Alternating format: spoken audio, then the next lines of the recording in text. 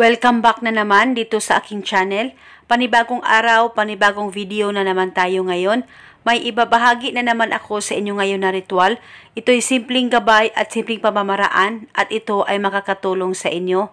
At kung bago sa channel ko, ay huwag niyo pong kalimutang mag-subscribe at pindutin ang notification bell para palagi kayong updated sa mga videos na i-upload ko. Gusto mo ba na ikaw lang palagi ang laman ng isip niya?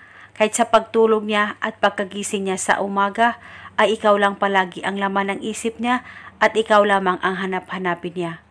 Gawin mo lamang itong ritual na ituturo ko sa inyo ngayon at palagi itong pinapaalala sa inyo na dapat palaging buo ang loob at tiwala niyo sa paggawa nito.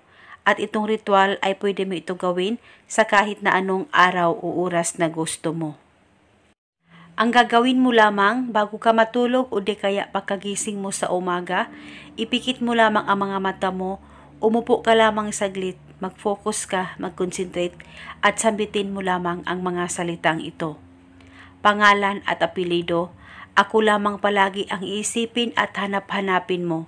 Sambitin mo lamang ito ng 11 times. At gawin itong ritual hanggang kailan mo gusto at paniguradong ikaw lamang ang iisipin at hanap-hanapin niya, malayo o malapit man kayo sa isa't isa.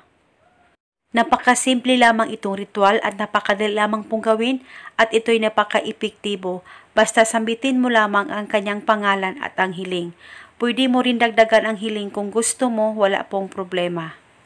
At pagkatapos mong magawa ang ritual, ibaliwala mo lang, huwag mong isipin na ikaw ay gumagawa ng ritual sa kanya, nang sa ganon ikaw ay mamangha na lang sa maging resulta nito.